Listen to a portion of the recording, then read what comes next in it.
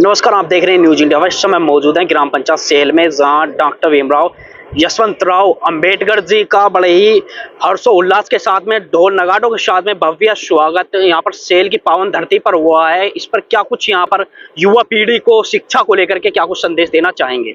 News India पर sir बहुत बहुत आपका पहले में स्वागत है। तो जैसा कि आज यहाँ पर सेल में पावन धरती पर आपका आगमन हुआ है, बड़े ही हर्ष उल्लास के साथ में आपका फूलों की वर्षा के साथ में आपका यहाँ भव्य स्वागत किया गया, तो आज की युवा पीढ़ी को शिक्षा को लेकर के क्या कुछ कहना है? सेल के सभी ग्राम वासियों को मैं धन्यवाद देता हूँ। बड़ा स्वागत कर दिया। छोटा सा गांव है और गांव में मैंने अपनी शिक्षा के बारे में मैंने विचार रखी। मैंने देखा कि यहाँ गांव में बच्चों की संख्या ज़्यादा है और ये बच्चों को शिक्षा मिलती है कि नहीं ये देखना चाहते हैं। और शिक्षा के बारे में मैंने हमारी बात रखी और ये भी बताया, भाई मंदिर में 10 रुपया खर्चा करते हो तो 100 रुपया भाई शिक्षा पर खर्चा कर दो। जो सरकारी फंड आमदारों से आता है, खासदारों से आता है, उसके बारे में ये रखना जरूरी है। जो हमारा पहले का अप्रोच था वो बदलना जरूरी है। शिक्षा पर भर देंगे तो ही मैं समझता हूँ कि यहाँ गांव में कुछ बदलाव आ सकता है। पढ़ाई मुझे कम दिखी, महिलाएं उतनी अच्छी पढ़ी लिखी नहीं है, आज भी पाखंडवाद श्रद्धे में रहती है। साइंस विज्ञानवादी होना जरूरी है और विज्ञानवादी से ही हमारा समाज बदल सकता है। जो बात बाबा साहब ने विज्ञानवादी की संविधान में भी बताई है, लेकिन कोई ये नहीं करता है। जो जो समझते हैं वो विज्ञानवादी हो गए, उनमें बदलाव आ गए। इनसे भी हम थोड़ा जानने का प्रयास करेंगे कि डॉक्टर साहब भीमराव अंबेडकर जी की बनाई हुई नीतियों को आज के युवा पीढ़ी तक के लिए क्या योजनाएं हैं इनकी? सबसे पहले मैं ये कहना चाहूँगा कि आज उत्तर प्रदेश में जिस तरह से 37,000 स्कूल जो बंद कर दिए गए हैं, उसको वापस प्रस्थापित किया जाए और सभी जिलों में, तालुका में ये स्कूल जहाँ जहाँ जैसी ज़रूरत है पॉपुलेशन के हिसाब से वो खोले जाए, ताकि युवा पीढ़ी जो है शिक्षा की तरफ जाए। अगर वो शिक्षित होगा तो वो एक डिसिप्लिन आने वाला समय अपना अच्छा जीवन, अपना रोजगार, आगे अपना परिवार वो खुद बता सकेगा। दूसरी सबसे बड़ी बात, जिस तरह से कावड़ यात्रा में वो जाता है, वो अशिक्षित लोग जाते हैं, ऐसा देखा गया है। तो वो जो चरस गांजा ये जो देखा गया वो लेते हैं, मैं समझता हूँ वो शिक्षित रहेगा तो सबसे पहले कावड़ यात्रा नहीं जाएगा, वो बाबा साहब का भीम संघर्ष यात्रा शुरू करेगा और वो अपनी पढ़ाई के माध्यम से अपने समाज को भी, अपने भाइयों को, बहनों को वो गाइड करेगा। तो मैं ये कहना चाहूँगा कि हमारे बाबा साहब का संगठन ये संदेश देना चाहेगा कि यहाँ पे ज़्यादा से ज़्यादा स्कूल खोले जाए, ताकि हमारी जो युवा पीढ़ी है वो शिक्षित होके देश का अच्छा नागरिक बने और जो सिगरेट, पान, तंबाकू, ड्रग्स, इससे दूर रह के अपना अच्छा जीवन बिताए, अपने परिवार को आगे बढ़ाए, अच्छी नौकरी करे या खुद का बिजनेस शुरू करे, ताकि वो समाज को और देश को भी आगे बढ़े और देश की तरक्की में अपना योगदान दे।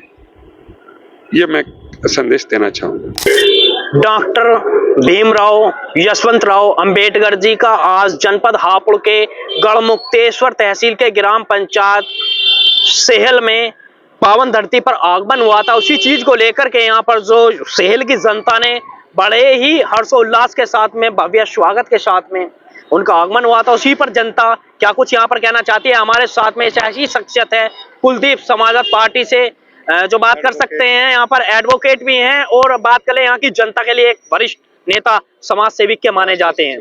क्या ना सर, न्यूज इंडिया पर पहले तो मैं आपका बहुत बहुत स्वागत करता हूँ। मैं भी आपका बहुत बहुत धन्यवाद करता हूँ और मैं सबसे पहले बहादुरगढ़ और सेल की जनता का धन्यवाद करना चाहूँगा कि आज उन्होंने संविधान रचयिता बाबा साहब के पोते डॉक्टर भीमराव यशवंतराव अंबेडकर जी का इतना भव्य स्वागत किया और उन्होंने पूरा जोर शोर से जो स्वागत किया उसका मैं पूरे उनका दिले से धन्यवाद करता हूँ।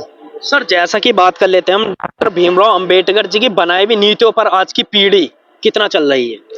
डॉक्टर भीमराव की बनाई हुई नीतियों पर पीढ़ी कुछ नहीं चल पा रही है। दरअसल क्या है, हमारा बुलाने का उनका उद्देश्य ये था कि शिक्षा को आगे बढ़ावा दिया जाए, युवाओं को बढ़ावा दिया जाए। दरअसल क्या है कि हमारे क्षेत्र में ग्राम सेहल और बहादुरगढ़ में आज भी कॉलेज ऐसे हैं कि जो हम जिस समय पढ़ते थे उस समय के ही हैं।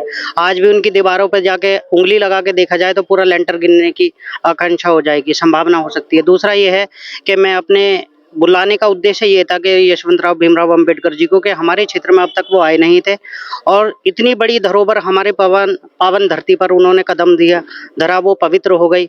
दूसरा ये है कि जो हमारे जसवंत सिंह जाटव हैं, शिवदत्त जाटव जी हमारे भाई साहब, उन्होंने इतना जोर शोर से बहादुरगढ़ की जनता के साथ स्वागत किया। मैं इनका पूर्णता से अभिनंदन और बहुत बहुत हार्दिक अभिनंदन करता हूं और मैं इनका धन्यवाद करता हूं कि हमारे बड़े भाई हैं, राजनीति में हमसे बहुत पुराने हैं और मैं इनके मार्गदर्शन से ही यहाँ तक आज तक यहाँ पहुँचा हूँ और मैं इनका कोटि कोटि नमन करता हूँ, धन्यवाद करता हूँ। सर पहले तो न्यूज इंडिया फर्स्ट पर मैं आपका नाम जानना चाहूँगा। मेरा नाम शिवदत्त जाटव है और मैं समाजवादी पार्टी जिला हापुड़ का उपाध्यक्ष हूँ। आज बहादुरगढ़ में भारतीय संविधान के निर्माता बाबा साहब अम्बेडकर जी के पोते भीमराव डॉक्टर यशवंत राव जी आज कस्बा बहादुरगढ़ में बाबा साहब की मूर्ति पे माल्यार्पण किया और उन्होंने बाबा साहब के मूल मंत्र को हमें समझाया, शिक्षित बनो, संगठित रहो और संघर्ष करो।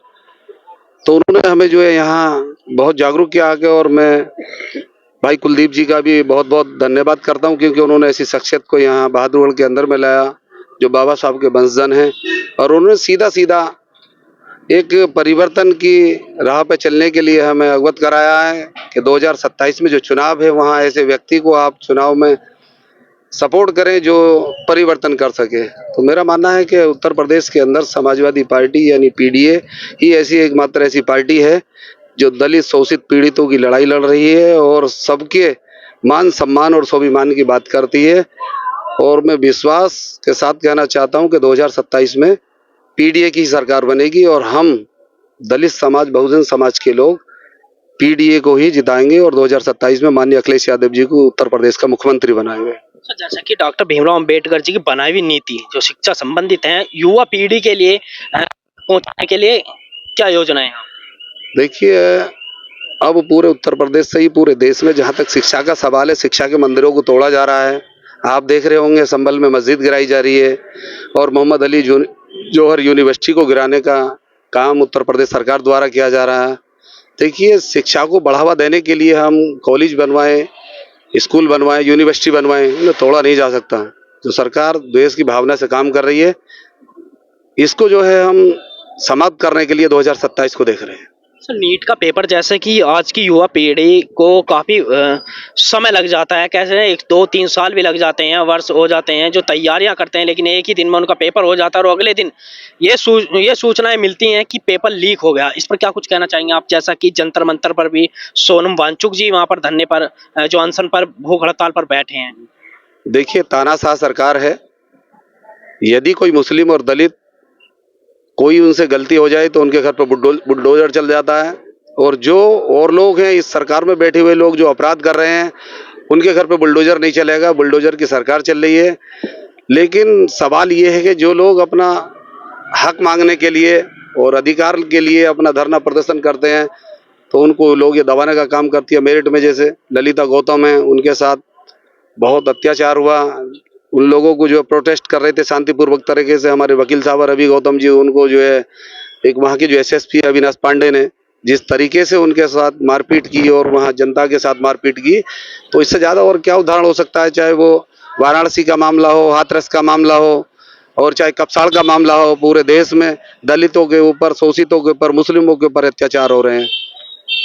सर जैसा कि राम मंदिर की चोरी की बात करें, चंदा चोरी को लेकर के क्या कुछ कहना चाहेंगे? जहां पर सूबे के मुख्यमंत्री योगी आदित्यनाथ का कहना है कि एक चौराहे पर हमारे यमराज खड़े रहते हैं तो दूसरे चौराहे पर हमारा बुलडोजर गरजने के लिए एक्टिव आता है, लेकिन वहां चंदा चोरी जिन चोरों ने की है ना तो वहां तक यमराज पहुंच पाए हैं और ना ही बाबा का बुलडोजर गरजता हुआ अभी तक भी नजर आया है। यमराज जी कपसाड़ नहीं पहुंचे, वाराणसी नहीं पहुंचे, हाथरस नहीं पहुंचे, मेरठ नहीं पहुंचे। और जहां तक चंदा चोरी का मामला है, जो इस सरकार में बैठे हैं वही चंदा चोर हैं और सबसे बड़े ईमानदार बनते हैं, लेकिन वही चंदा चोर हैं और पूरे देश के अंदर इन्होंने जातिवाद को फैलावा दे रखा है। आने वाले समय में ये सब समाप्त हो जाएगा। दलित समाज के लोग इसका परिवर्तन करेंगे और मैं समझता हूँ जब बाबा साहब के वंशजन पीडीए यानी अखिलेश यादव जी का सपोर्ट कर रहे हैं, तो पूरा दलित समाज आने वाले समय में जो पीडीए को सपोर्ट करेगा और माननीय अखिलेश यादव जी की सरकार बनाएगा और इस जुल्म ज्यादती से निजात मिलेगी। जैसा कि कुलदीप जी आप समाज सेविक भी हैं और जैसा कि क्षेत्र में माना जाता है कि काफी लंबे समय से आप समाजवाद पार्टी के लिए काम कर रहे हैं। समाजवाद पार्टी जो गढ़मुक्तेश्वर में चमकाई हुई है वो केवल आपकी है, जो युवा पीढ़ी को आपने समाजवाद पार्टी के लिए जागरूक किया है। माना जाता है हम नहीं, ये आप जनता कहती है। तो अगर हम बात कर लेते हैं 200 करोड़ रुपए की चोरी, राम मंदिर में जो 200 करोड़ रुपए की चंदा चोरी हुई है, उस पर आपका क्या कुछ कहना है? देखिए, योगी आदित्यनाथ का और उनकी सरकार का एक ही नारा है कि हम राम को लाए थे, हम उनको लाएंगे। अब मेरा एक नारा है कि वो राम को लाए थे और चंदा चोरों को लाए हैं, और राम को लाकर चंदा चोरी कराएंगे, यही उनका नारा है। दूसरा, आपने जो पूछा था कि भाई एक चौराहे पर बुलडोजर खड़ा रहता है और एक चौराहे पर यमराज खड़ा रहता है, जैसे भाई साहब ने हमारे ने कहा यमराज मेरठ नहीं पहुंचा, यमराज हाथरस नहीं पहुंचा। तो दरअसल इसमें क्या है कि ये मिलूजुली सरकार है। दूसरा क्या है कि योगी और मोदी जी बहुत ज़्यादा डरते हैं, अपनी तानाशाही दिखाते हैं। जैसे सोनम वांगचुक को उठाकर एक किडनैप करके उनको जिस तरीके से उठाकर ले गए, उनको शांतिपूर्वक हेल्थ चेकअप के लिए भी ले जा सकते थे। दूसरा ये है कि जो इनकी सरकार है वो सिर्फ करप्ट सरकार है। एक भी नेता इनकी सरकार में पढ़ा लिखा नहीं है। दो चेहरे हैं सिर्फ इनके पास, योगी और मोदी। तीसरा इनके पास कोई चेहरा नहीं है। तीसरा ये है कि इनका अगर कोई चेहरा रहेगा या नहीं रहेगा तो इनकी सरकार का इनका बिल्कुल बेड़ा गर्क हो जाएगा। दूसरा ये है कि इनके बाद कोई चेहरा ही नहीं है। और तीसरी बात ये है कि जितने भी इनके पास चेहरे हैं सारे के सारे गुंडे हैं, माफिया हैं। इनके चाहे लेके यहाँ से ऊपर तलक की पीढ़ियाँ निकाल लो, इनके सारे गुंडे हैं। तीसरी बात इनमें यह है कि इनके जो गुंडे हैं सारे अनपढ़ हैं, एक भी नेता पे इनके बोलना नहीं आता है, और सारे करप्ट हैं।